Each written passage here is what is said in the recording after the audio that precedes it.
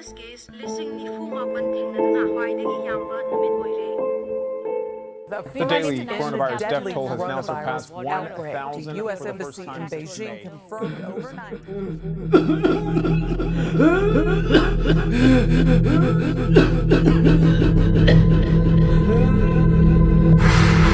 Nang kanano?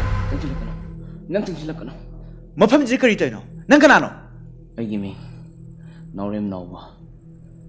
Ay shu. Nang nalayliba. Quarantine center sida. Ay shu laybani. Adubo. Nang na. Kaasida gi hentok tuba mong du uraga. Ay nangbo karim naki nong naki. Haujikti. Nang gi natok tum hoktuba ise. Yamna ningamaktre.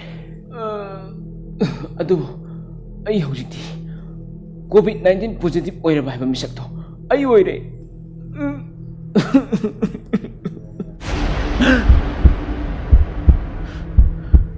ꯑꯩꯈꯣꯏꯒꯤ quarantine centre ꯑꯁꯤꯗ ꯂꯩꯕ ꯏꯅꯥꯎ ꯅꯥꯎꯔꯦꯝ ꯅꯥꯎꯕ ꯀꯣꯚꯤꯗ-19 ꯇꯦꯁꯀꯤ ꯔꯤꯖꯜꯗ positive ꯑꯣꯏꯔꯛꯄꯗꯒꯤ ꯃꯈꯥ ꯇꯥꯅ treatment ꯆꯠꯊꯅꯕꯒꯤꯗꯃꯛ COVID care ꯁꯦꯟꯇꯔꯗ ꯆꯠꯅꯕꯒꯤ ꯁꯦꯝ ꯁꯥꯕ ꯂꯣꯏꯔꯦ. ꯃꯍꯥꯛ ꯇꯦꯛꯇ ꯀꯥꯏꯗꯅ ꯑꯃꯨꯛ ꯅꯦꯒꯦꯇꯤꯚ ꯑꯣꯏꯔꯛꯄ ꯉꯝꯕ ꯑꯣꯏꯔꯁꯅꯨ.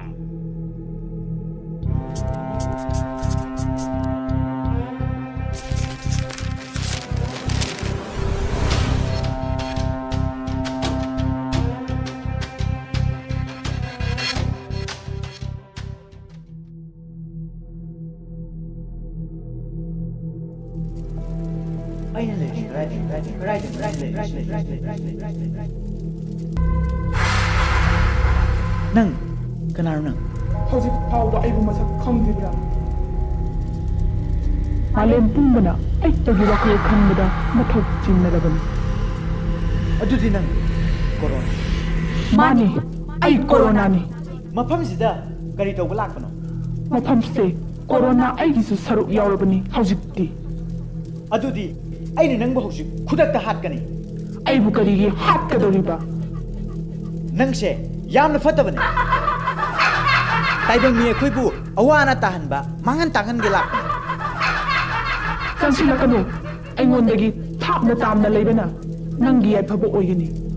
Karigino nangna yamna fatribase. Aina kari tawkhrabage. Mipung khudimanga nangbu hingchabini haiduna ituka chaniribase khangra. Nakhoi taibang mi oibana aibu hingchabi ohenbani. Aidi taibang mi nakhoibu awa ana tahanba ngammi haibu khangjade. Taibang mi nakhoina aibu phattaba ohenbani.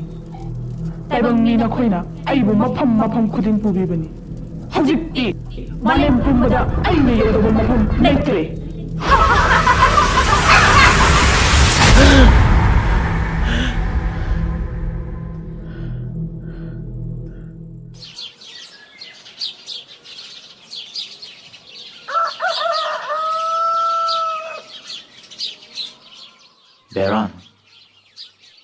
Beron.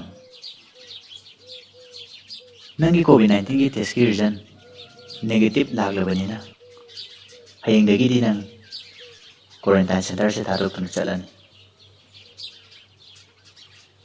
Nang na section na ler padugi mahai nang na family. Kasi nang na tharok tun chat khrusu. Makata na ler pa missing na. Nang gom na lejo na boy.